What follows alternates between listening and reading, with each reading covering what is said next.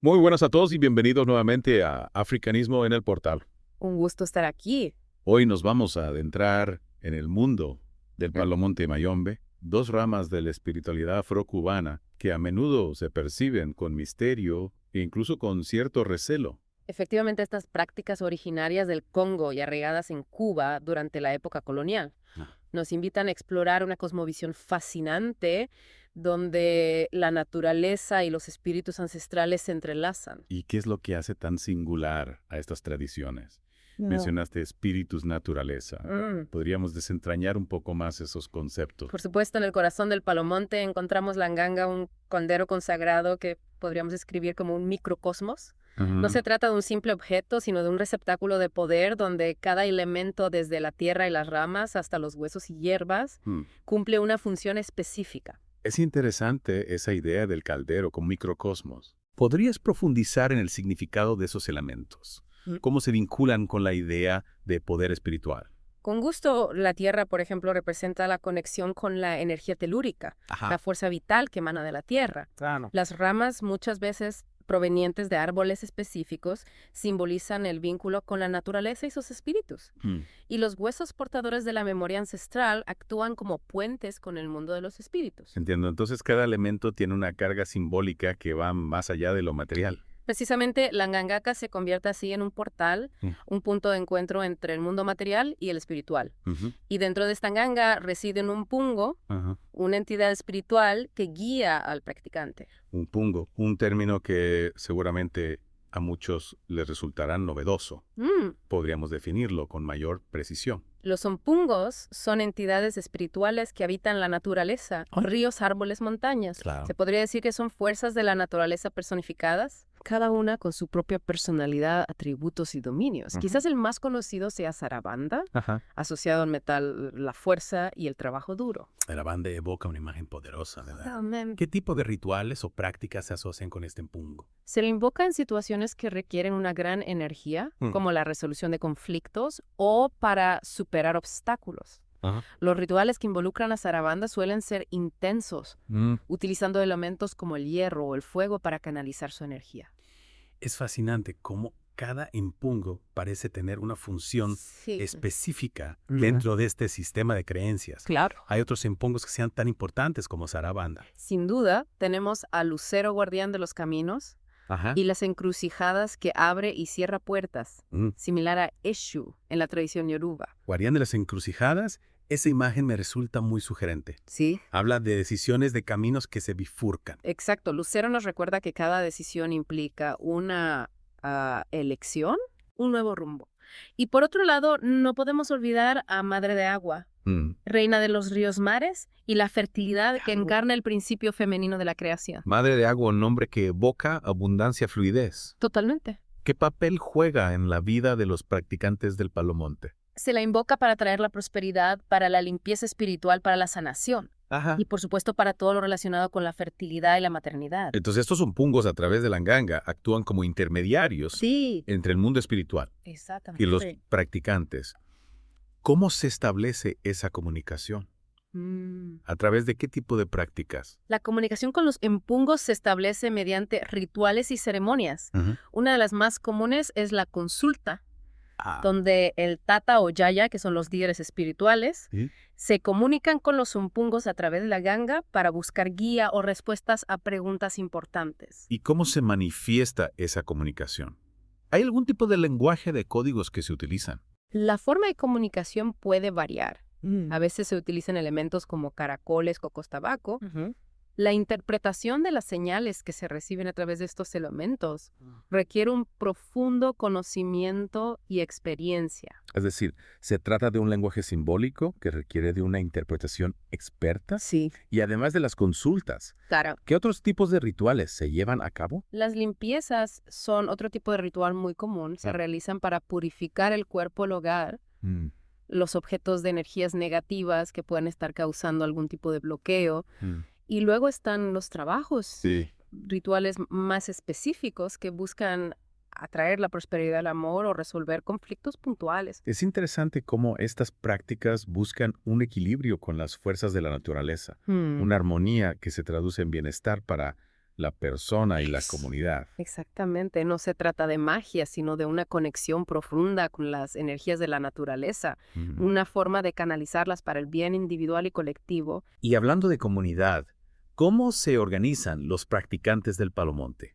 Muy bien. ¿Existe algún tipo de estructura social? Los practicantes se organizan en munanzos o casas religiosas lideradas por un tata si es hombre, una yaya si es mujer. Mm, Estas figuras de respeto y conocimiento guían a los iniciados en el camino espiritual. Es un sistema que recuerda a otras tradiciones de la diáspora africana, ¿verdad? Claro. Esa figura del maestro que transmite la sabiduría ancestral. Así es. Ajá. Y un aspecto que me parece particularmente interesante es la influencia del catolicismo en el Palomonte. Encontramos oraciones crucifijos santos. Sí. ¿Cómo se integra esto con la esencia africana de la tradición? Es una pregunta que nos lleva a un tema complejo, el sincretismo religioso. ¿Cómo se fusionan estas dos tradiciones aparentemente tan distintas? Es un proceso fascinante. Durante la época colonial, los esclavos africanos obligados a convertirse al catolicismo encontraron maneras de preservar su propia espiritualidad, fusionando elementos de ambas tradiciones. Un acto de resistencia cultural de adaptación. Exactamente. El sincretismo no diluye la esencia africana del Palomonte, sino que le aporta nuevas capas de significado. Es una muestra de la capacidad de estas tradiciones para dialogar con otras culturas, para adaptarse a nuevos contextos sin perder su identidad. Y a pesar de los desafíos históricos, Sí, a pesar de los prejuicios, el Palomonte sigue vivo. Sin duda está experimentando un resurgimiento, un reconocimiento de su valor como tradición ancestral que tiene mucho que enseñarnos. Y creo que este es un buen punto para hacer una pausa y continuar nuestra inmersión en el mundo del Palomonte en la segunda parte de este episodio. Les recordamos que para más información pueden visitar nuestra página web portalafricanista.com.es o descargar nuestra aplicación móvil para Android en la Play Store. Los esperamos en la próxima entrega de Africanismo en el portal.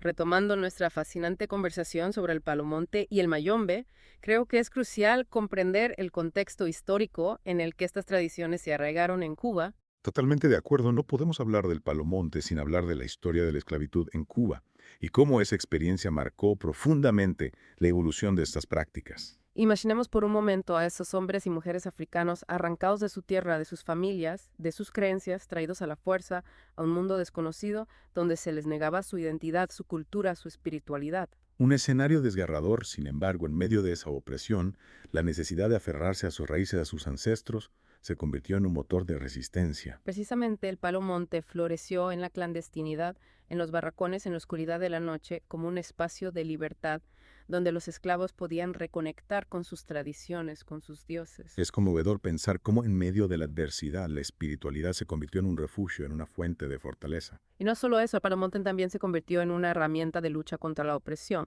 Se dice que algunos esclavos lo utilizaban para protegerse de los abusos, para buscar justicia, incluso para rebelarse. Eso me lleva a una pregunta. ¿Cómo lograron preservar estas tradiciones a pesar de la presión constante por asimilar la cultura dominante? ¿Existieron estrategias específicas para mantener viva la llama del Palomonte? La transmisión oral fue fundamental. Los mayores transmitían los conocimientos a las nuevas generaciones en secreto a través de cantos, relatos, rituales, y también se recurrió al sincretismo religioso como una forma de camuflar sus prácticas bajo la apariencia del catolicismo. Un acto de ingenio de supervivencia cultural, fusionar elementos del catolicismo con las creencias africanas para proteger su esencia. Exactamente. Y esa capacidad de adaptación de resistencia es lo que ha permitido que el Palomonte siga vivo hasta nuestros días. Es realmente admirable esa tenacidad, esa fuerza para mantener su identidad a pesar de las circunstancias. Y no solo sobrevivir, sino también evolucionar, expandirse, conectarse con otras tradiciones, como mencionábamos antes. La relación del Palomonte con la santería es un claro ejemplo de ese diálogo intercultural. Dos expresiones de la espiritualidad afrocubana, que se nutren mutuamente, que comparten un lenguaje simbólico, un trasfondo histórico común. En algunos casos, los practicantes pueden incluso transitar entre ambas tradiciones, incorporando elementos de una y otra en su práctica personal. Es como si hubiera un puente invisible que un reconocimiento de su raíz común en la tierra africana. Y no solo con la santería, el Palomonte también tiene puntos de encuentro con el candomblé brasileño o con la umbanda. Las tres tradiciones comparten esa herencia bantú, esa conexión ancestral que trasciende las fronteras geográficas. Es como un árbol con tres ramas que se extienden en diferentes direcciones, pero que se nutren de la misma savia. Esa savia, esa esencia es la espiritualidad africana con su profundo respeto por la naturaleza, por los ancestros, por la fuerza vital que fluye en todo lo que existe. Y el palomonte, con su fuerza telúrica, con su conexión con los espíritus de la naturaleza, nos ofrece una vía para acceder a esa sabiduría ancestral. Una vía que a veces puede parecernos misteriosa, pero que encierra una profunda belleza, un conocimiento que ha sido transmitido de generación en generación.